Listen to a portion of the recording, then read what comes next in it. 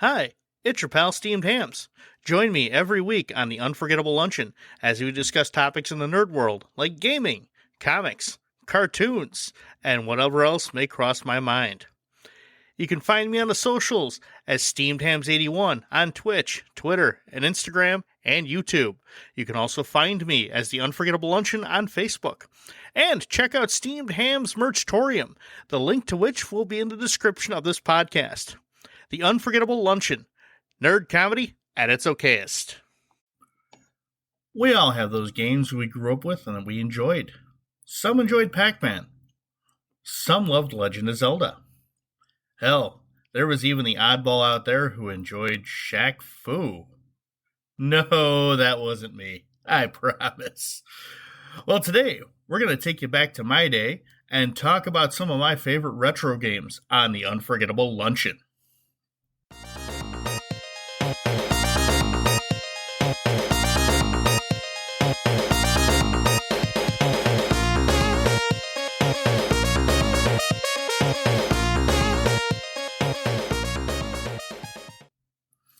Hi, it's your pal Steamed Hams. I hope you're ready for an unforgettable luncheon. As a child of the 80s, I got in on the ground floor of home video games.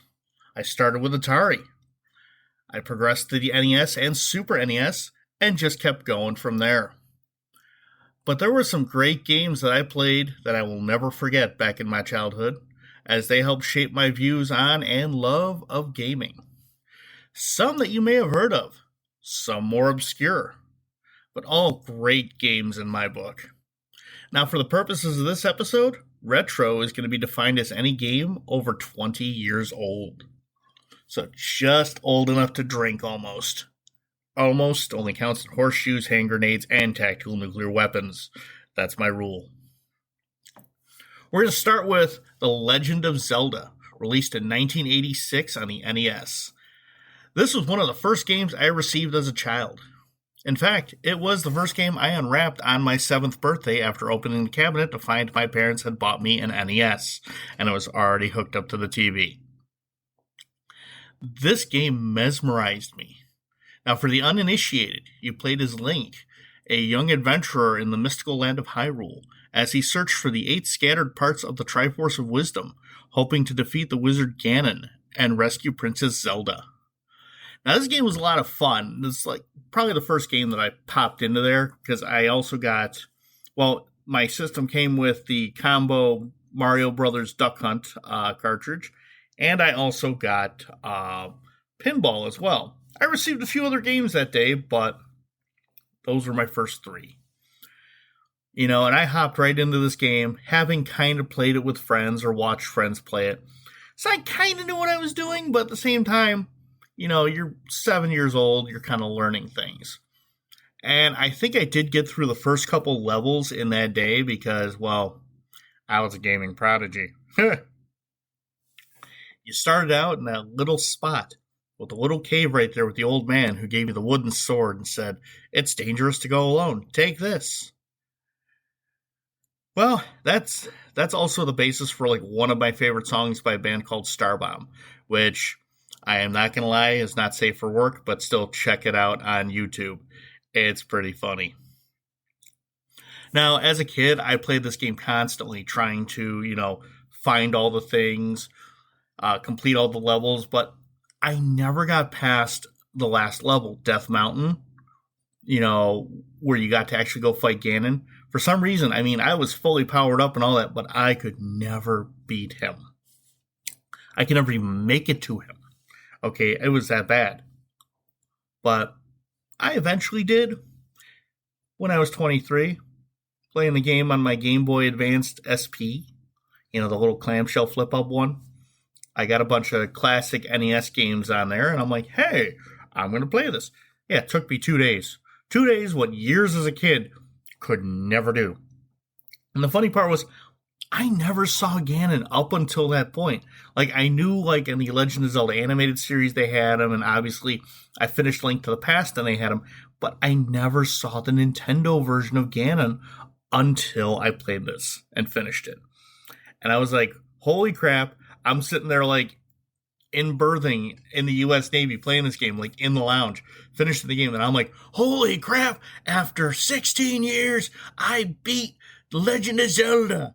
Because I was 23 at the time. So at this point, it would be over 30 years, but I still beat it. Hell, I didn't even beat Super Mario Brothers until earlier this year. So there you go. Now, next, I'm actually going to talk about a more obscure title than most, but it's one I definitely knew of as a kid. The Three Stooges, released by Activision in 1987. Yes, there was a Three Stooges Nintendo game back in the day. It was fun. Actually, there was an arcade game, but it was a completely different plot and setup. It was made by Gottlieb, and I've played it. It is at Galloping Ghost Arcade. What a shock. I found it at Galloping Ghost. Ha! The objective of this game was for Moe, Larry, and Curly to raise enough money in 30 days to save the local orphanage from foreclosure. Now, you did this by going through newspaper ads each day, which would be considered a level, and your little hand would be moving back and forth, and you had to hit the A button to stop it. Now, you could stop on an activity. You could stop on a mousetrap, which would kind of cost you a turn, like a turn on the switch on the newspaper, or you can land on something like safe. A big old safe falls on Curly's head, and we all know how hard Curly's head is, and breaks, and they get the money from it. Or you could go to the law offices of Dewey, Cheatham, and Howe and see the lawyer I Fleesom and lose some money. Now, a lot of these activities were actually based on Stooge shorts. For those of you who don't know, I am a huge Three Stooges fan, and that's why I ended up playing this game, because back then there was a local channel that on Sunday nights would show Three Stooges shorts. My mom was not a fan of us watching these because she figured my sisters and I would imitate them. She was right. You know, the eye poke, the slaps, all that fun stuff. I still do some of that as an adult, but, I'm an adult and I can do what I want. Now, it was fun. They had activities based on such shorts as Men in Black, which I believe was the only one they actually won an Academy Award for. It was the one where they played doctors, and the legendary Dr. Howard, Dr. Fine, Dr. Howard, that announcement. And the whole idea of that one was you were riding in your little carts down a hallway in a hospital, and you were trying to collect like little red crosses, the little symbol of medicine.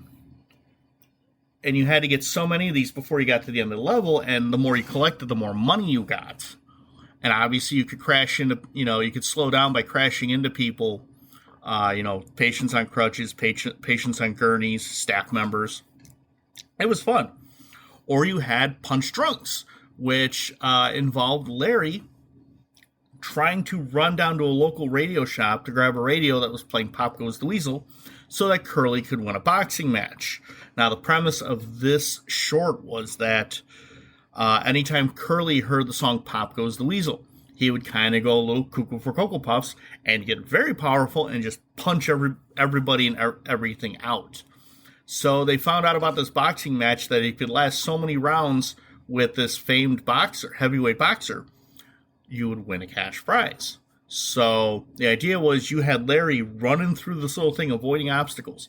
You got to the radio shop. You picked up that radio, which would start playing Pop Goes the Weasel. You had to run back, and you only had a certain amount of time before Curly got his ass knocked out, which that takes a lot to happen to Curly, as we all know. There was another one from Dutiful But Dumb, where they say that Curly entered a contest to eat oyster crackers out of stew, like little crackers that you can put in your soup. And the thing is you had to eat so many of these, and you also had to battle an oyster for it, because an oyster would pop up and either try to eat the crackers or bite your spoon. If you ate all the crackers, you got so much per cracker and you got so much per bowl.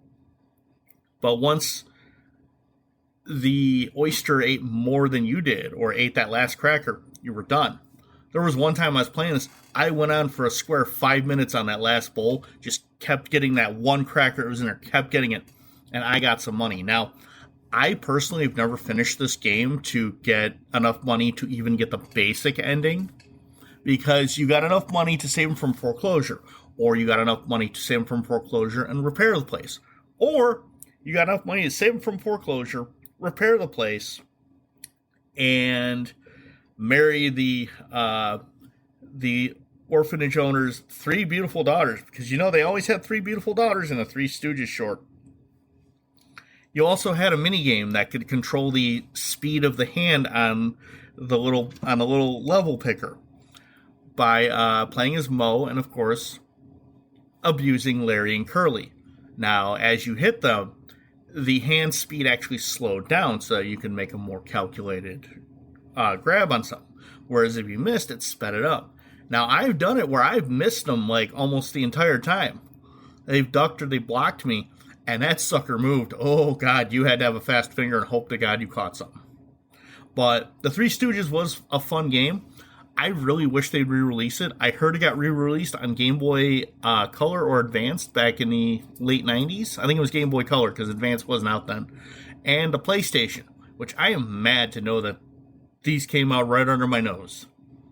And I wish they would re-release this. Hell, Nintendo, if you're listening, somehow jibber jabber with Activision and be like, hey guys, can we put this on the Switch? Or hell, Activision, since I think you're pretty much owned by Xbox, if you could put this on the Xbox, I would be eternally grateful.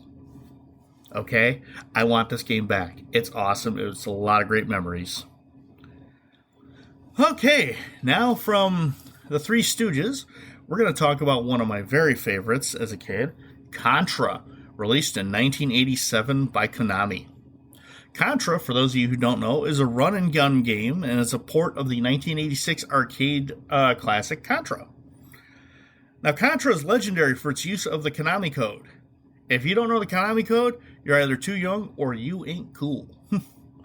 And for those of you who would like to know what the Konami code is, up, up, down, down, left, right, BA, BA, start. Or if you're playing 2-player, select start. Yes, the old up, up, down, down, left, right, BA, BA, start. That sounds like the greatest cheat code ever. Now, it was most famous for Contra because it gave Contra players 30 lives to complete this punishingly hard game. And no joke, it is hard. The Konami code had effects on other games such as giving you full loadouts or maybe doing like the music test or something like that for one game. But it was essentially in just about every Konami game. Almost every Konami game. There were some that it wasn't in, but Now, Contra was fun because you ran through these levels as like a commando and you're fighting aliens, which obviously with Nintendo, these soldiers have to be robots so they can explode and you're not killing actual people. And you ran through 8 levels in the Nintendo game, but it's actually about, I want to say 5 or 6 in the arcade because due to memory limitations, they did have to split up the 5th, 6th, and 7th levels, and I believe the 8th level, into separate levels for the Nintendo. So you went from the jungle to one of the 3D mazes, to the waterfall, to a second 3D maze, to snowfields, to the outskirts of a factory. I don't know what it was exactly.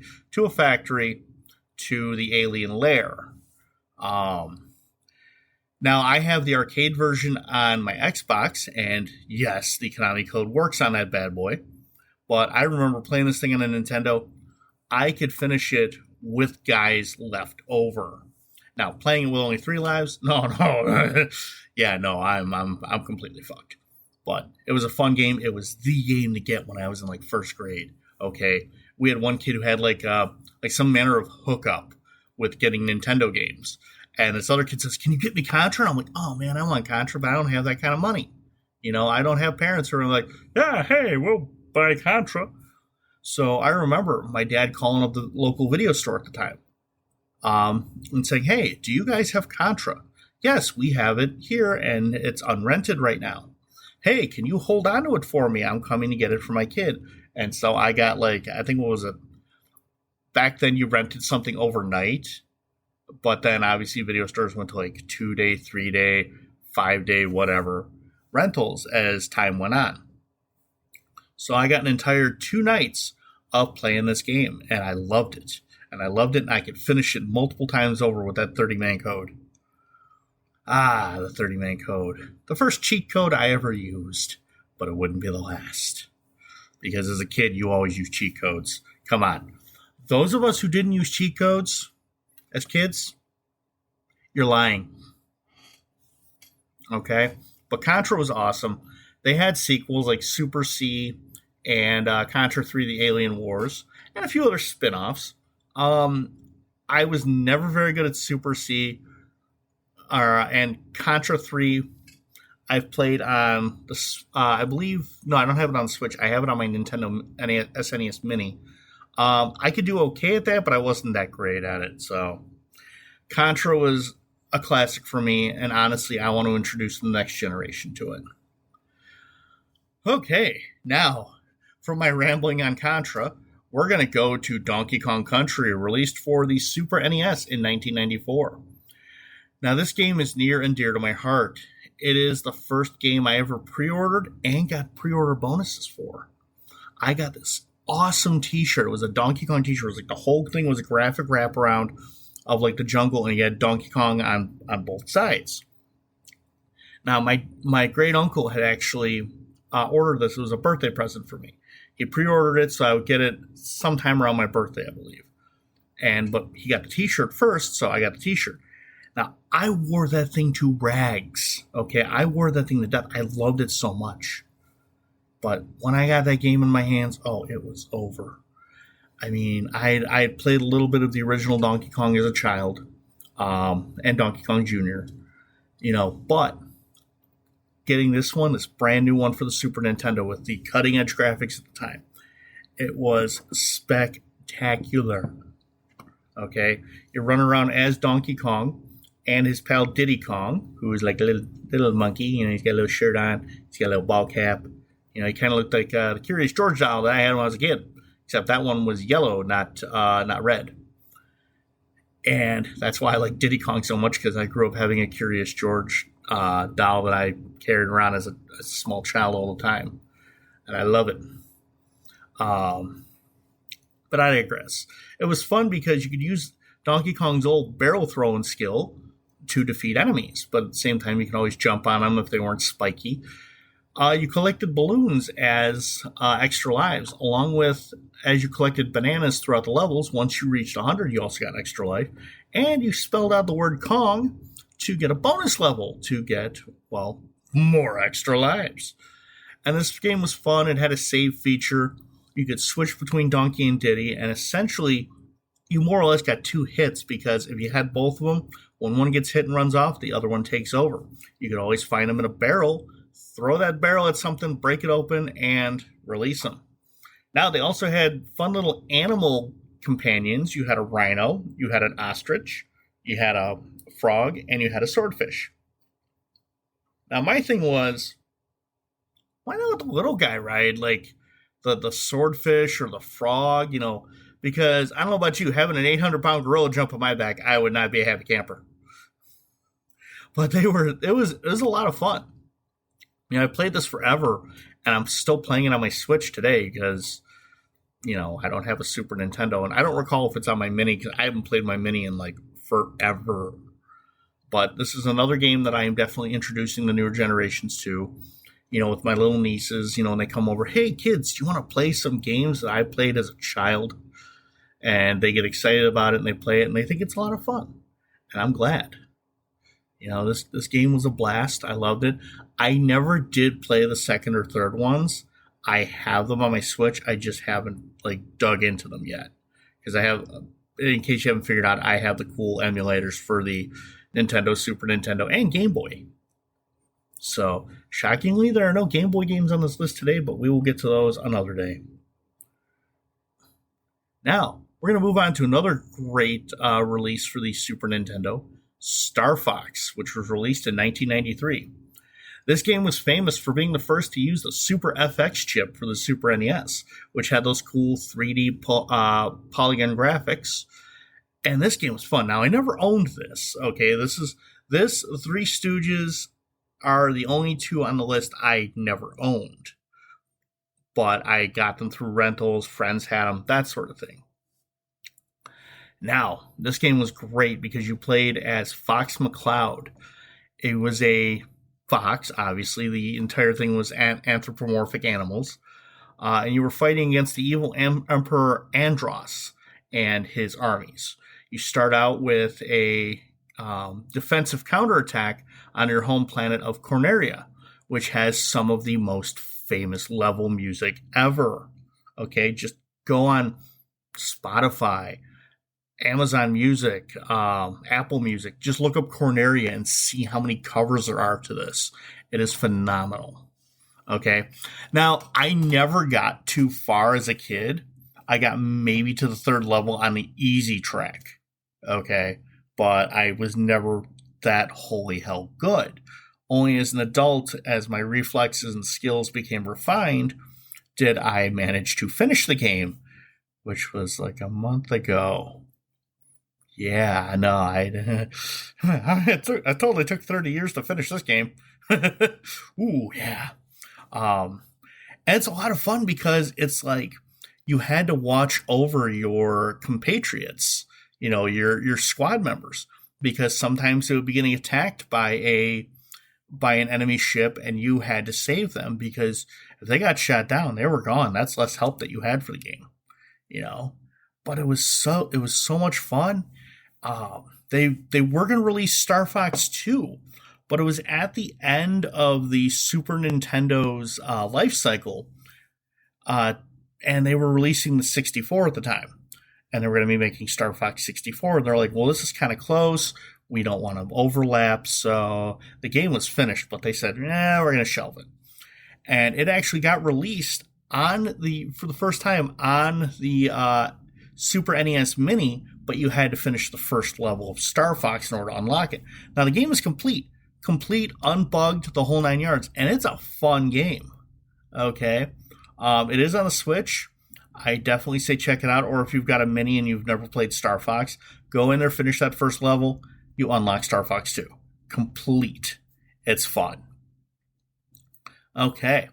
Now, we are going to move on to the PlayStation era. Okay, and we're going to talk a little bit about Siphon Filter. Yes, I know I did an entire episode on Siphon Filter, but we're going to go a little more personal on this one versus me just, spouting off the plot and making my jokes, I got Siphon Filter as one of the first games that I got after I got my PlayStation, because it just looked cool. I knew nothing about the game. It just looked cool as hell, so I bought it. Where did I buy it? I think I bought it like Kmart. Shows you how old. Kmart. Was it? No. This will tell you how old. I bought the freaking game Adventure. Okay.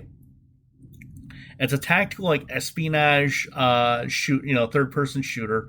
It's a lot of fun, and it is one of the last couple games I actually used some manner of cheat code on.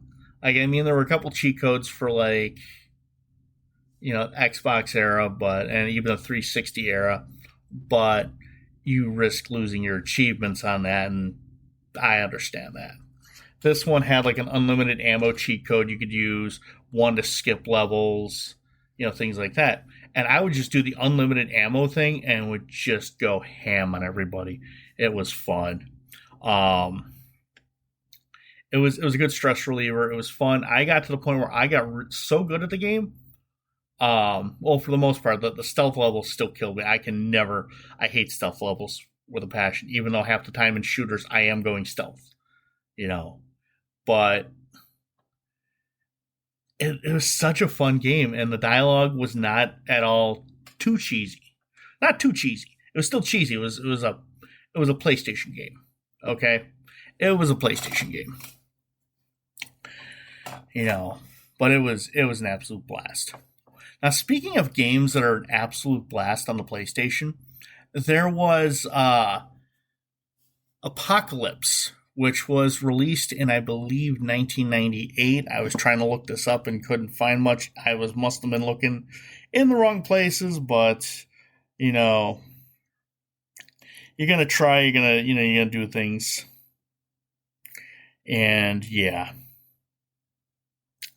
it was a third person running, like 3D run and gun shooter, um, starring, believe it or not, Bruce Willis. This was a big deal, for gaming, is to have like a big name star as your main character. Okay.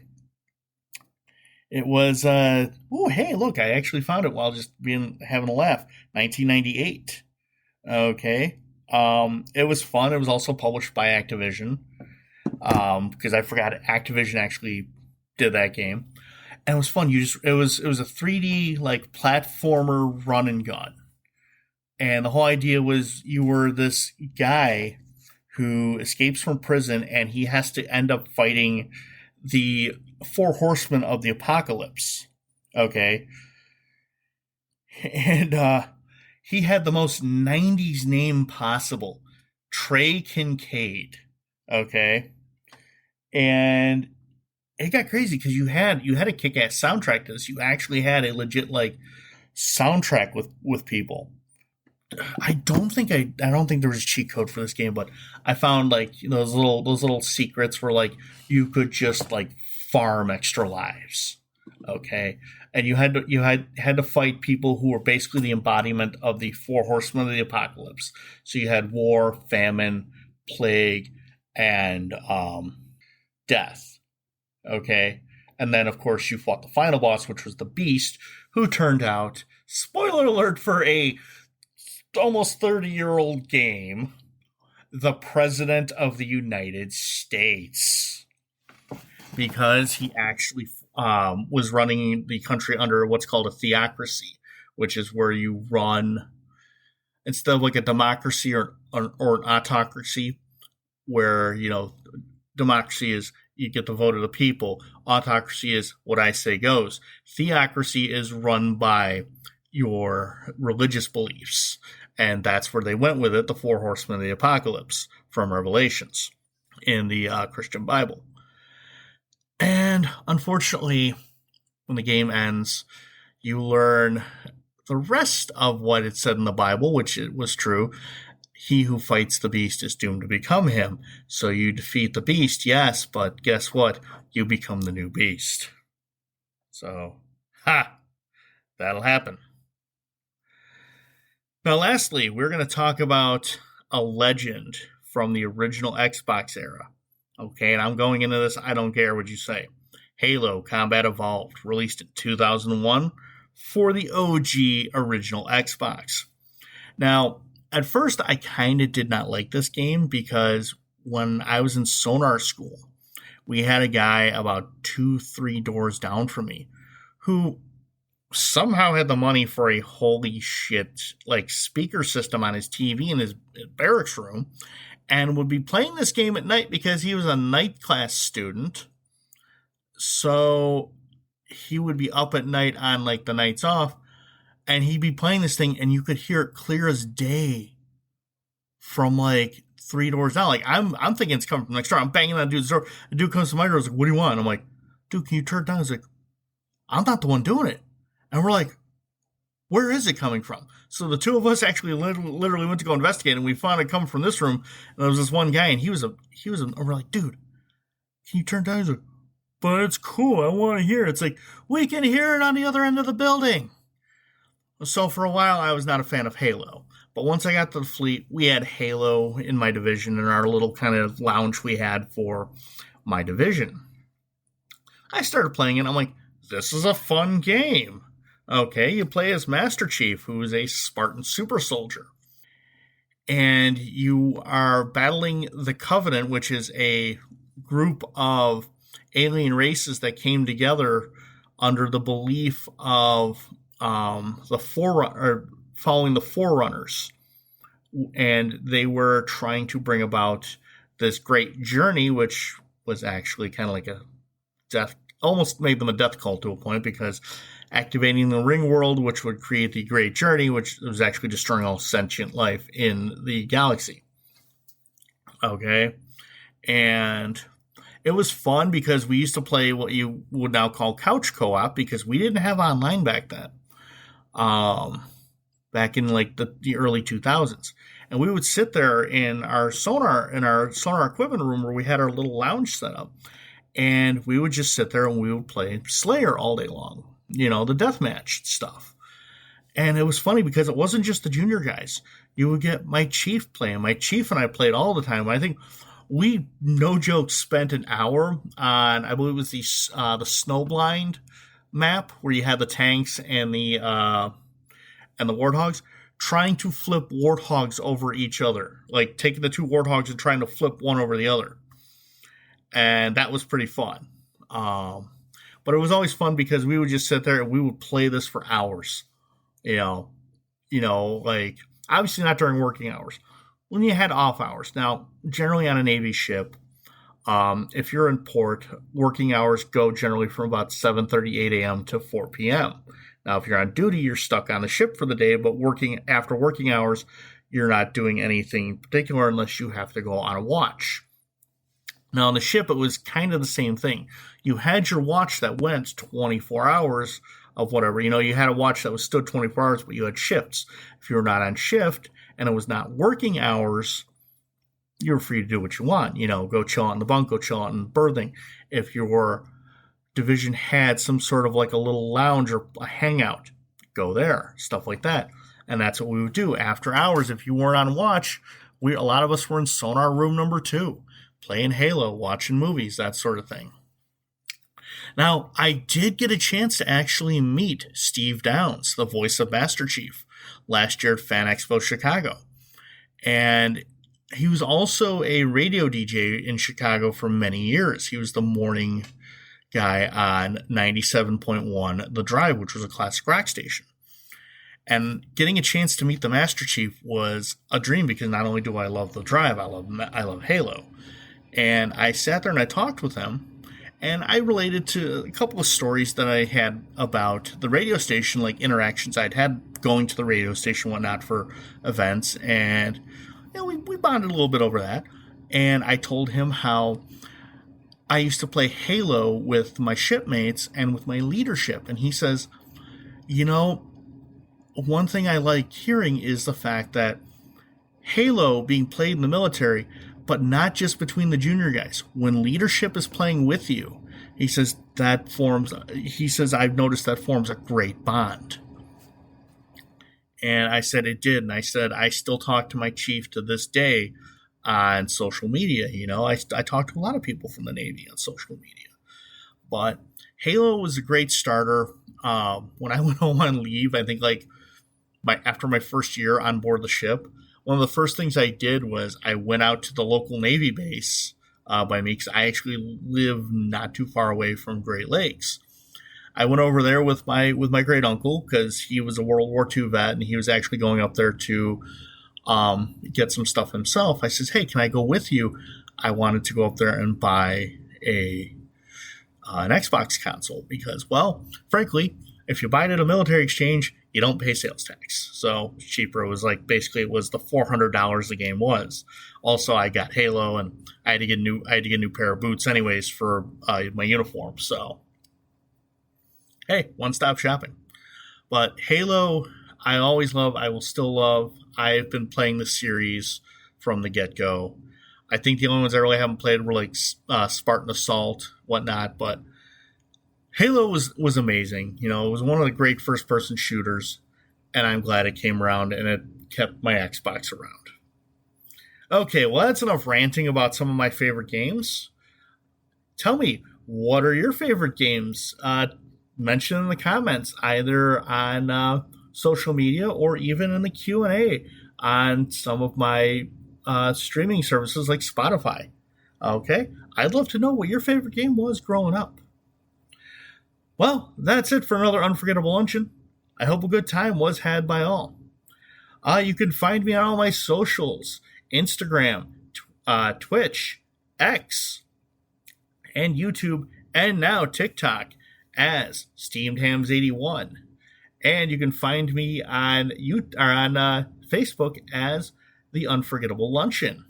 Don't forget to check out my merchandise store, Steamed Hams Merchtorium. The links to all of these will be in the description of this podcast. I'm your host, Steamed Hams. Join me next week when the topic will be something nerdy.